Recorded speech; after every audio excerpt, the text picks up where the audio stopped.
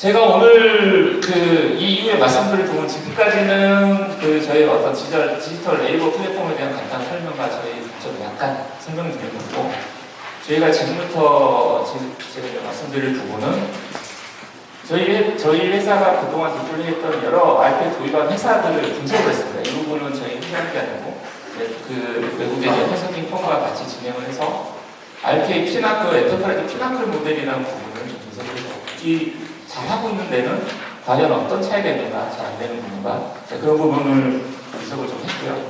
이걸 기준으로 해서 그렇다고 하면 실제로 RTA 프로젝트를 진행을 하는데 어떤 단계로 진행을 할 것이고 어떤 규모로 진행할 것이고 어느 정도 기간이 걸리는지 이런 부분에 대해서 직접 말씀드리도록 하겠습니다. 네. 전체적으로 RTA 선도기업이라고 하는 실제로 전사적으로 확산해서 잘 되고 있고 여러 가지 매체들을 통해서 우리는 RTA 제조에서 이런 효과를 봤습니다라고 강조를 하고 있는 회사들의 어떤 특징들을 좀 분석을 해봤습니다. 그랬더니 일단 어떤 전략적인 부분이나 비전 측면, 그리고 실제 구현 능력에 대한 부분, 그리고 어떤 조직으로 그 다음에 어떤 능력을 가지고 지금 하고 있는가, 그리고 기술적인 부분은 어떤가, 그리고 거기를 지원하는 여러 가지 자원, 인력부터 해서 IT적인 부분까지 포함이 되겠죠. 자, 그런 부분에 있어서 그런 선도 기업들은 어떻게 더 다른 데와 차이가 있지? 라고 좀 분석을 해봤습니다. 첫 번째로는 그냥 조직적으로 굉장히 RPA를 도입하는 전략들을 좀 명확하게 세우고 우리 비전에 대해서 비전을 먼저 공유를 했습니다. 그래서 거기에 대한 조직적인 준비를 먼저 했다는 게 가장 큰 차이라고 저는 보고 있고요. 이 부분에 대해서는 많은 사례가 있습니다.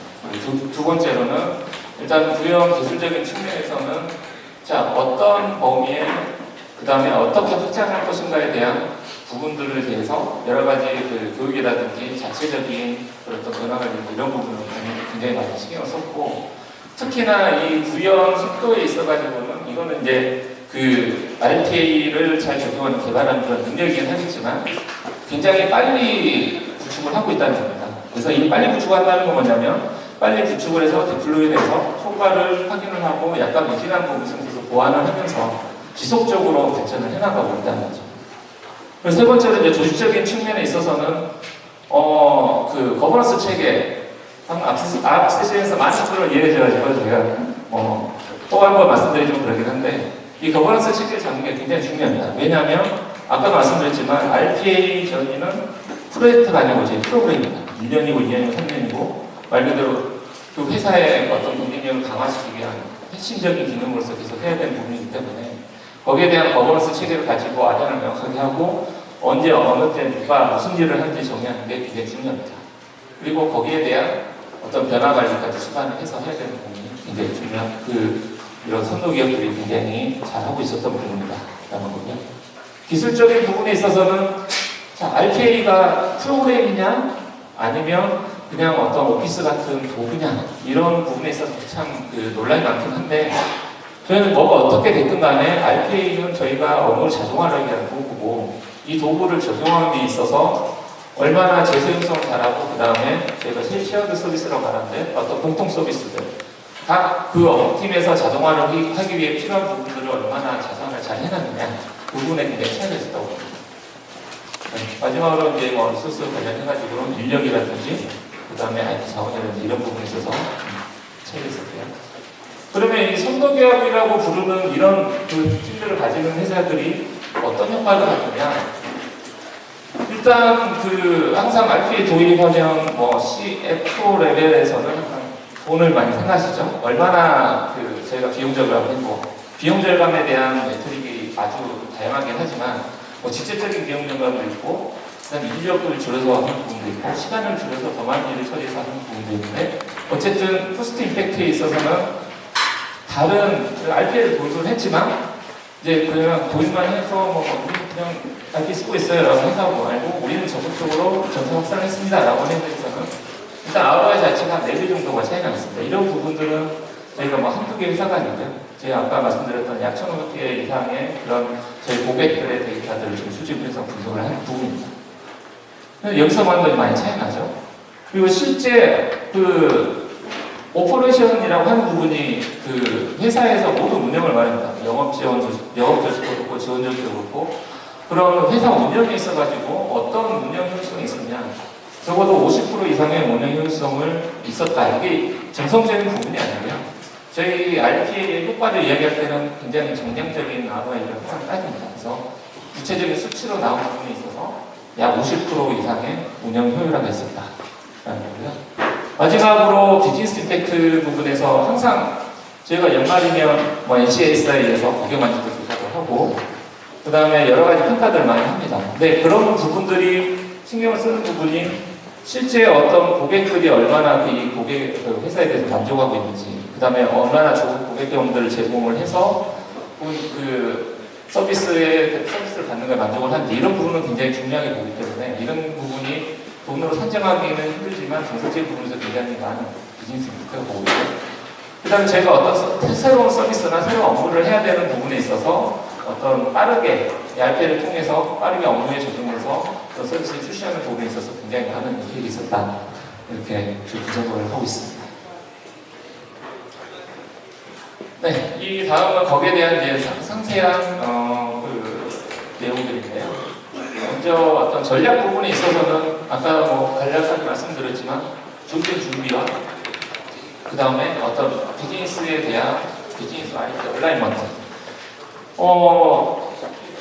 상당히 이 RPA를 추진하는 데 있어서 그 요구, 이런 필요를 느끼시는 부분은 사실 업무팀에서가 많습니다. 특히나 돈을 벌어오는 조직에서는 내가 하는 반복적이고 쓸데없는 일을 하지 그런 일은 최대한 줄이고 실질적인 영업 활동을 많이 하길 원하시잖아요. 네, 그런 부분에 있어서 많은 일들이 있고요. 네, 이런 부분들이 실제 RPA를 적용해서 하려고 하는 데 있어서 실제 IT적인 서포팅이 많이 필요합니다. 그 프로그램을 고쳐질 수도 있고, 프로세스를 고쳐질 수도 있고, 거기에 대한 IT적인 뭐 여러 가지 보안적인 이런 지원도 있어야 되고요. 그렇기 때문에 어떤 비즈 IT 얼라이먼트를 먼저 저희가 어떤 그 전략 기획을 하면서 많은 부분을 요구를 했고요. 그 다음에 구형 기술 쪽 관련해가지고는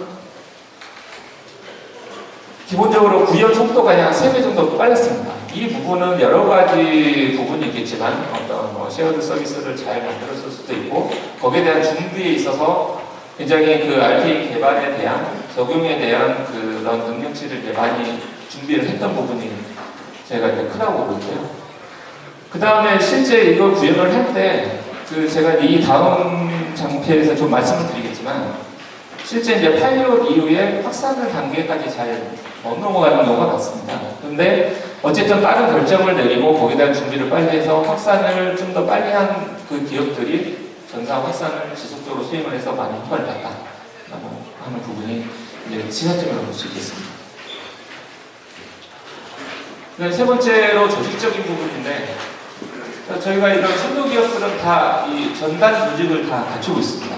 전단 조직의 어떤 성숙도는 뭐 약간의 차이가 있겠지만 전단 조직을 갖췄다는 건 뭐냐면 이거를 아까 거버넌스 체계를 잡으시고 그걸 실행하는 데 있어서 전단 조직이 굉장히 많은 역할을 합니다. 그래서 COE를 꼭 구축을 하셔서 전사 확산하기 전에 이런 부분을 꼭 준비를 하셔서 진행하시라 공부를 드립니다. 또 두 번째로 이런 전단 조직이 있다고 하면 특히 국내에서도 이제 많이 발생을 하는 부분인데 COE가 모든 걸 다 해준다고 생각합니다. 절대 그렇지 않습니다. COE는 그런 이 RPA를 적용을 하고 운영하는 데 있어서 굉장히 좋은 베스트 프랙티스가 도움을 주는 조직이라고 보시면 되고 실제 그거를 구현을 해서 업무에 적용하는 오너십은 업무 부서가 가지고 있어야 돼요. 그래야 이제 이 어떤 변화라든지 아니면 새로운 RPA 적용 범위를 찾는다든지 이런 부분에 있어서는 실제 업무팀에서 많은 역할을 하셔야 된다. 라는 걸 다시 한번 강조드립니다. 네, 기술적인 부분에 있어서는 앞에 임플리멘테이션에서 나왔지만 어떤 재사용성과 그 다음에 특히 이 업무라는 게 RPA가 가장 좋은 부분은 제가 굉장히 빠르게 변화에 대처를 할 수 있다는 부분입니다. 근데 이제 그 부분에 있어서 만약에 그 업무가 바뀌었을 수도 있고 아니면 기존의 시스템이 바뀌었을 수도 있고 기존에 자동화로 이제 잘 돌아가던 이런 RPA 로봇이 갑자기 안 돌아갈 수도 있거든요. 이런 부분에 있어서 어떤 경영관리 체계를 굉장히 잘 잡으시고 경영관리를 굉장히 빨리 할 수 있어야 정말 그 RPA를 도입해서 운영하는 효과를 제대로 본다라고 보고 있습니다. 네, 현재 저희도 이제 여러 많은 국내에서도 많은 고객들이 계신데 이 변경 관리라든지 실제 운영에 있어서의 그 애로사항 때문에 확산을 좀 주저하시는 경우들 많거든요. 그런 부분에 있어서는 실제 그 시의 중간 조직에서 이런 변경 관리를 굉장히 빨리 할 수 있는 체계를 만들어가고 그런 훈련을 시키는 게 의미라고 보고 있습니다.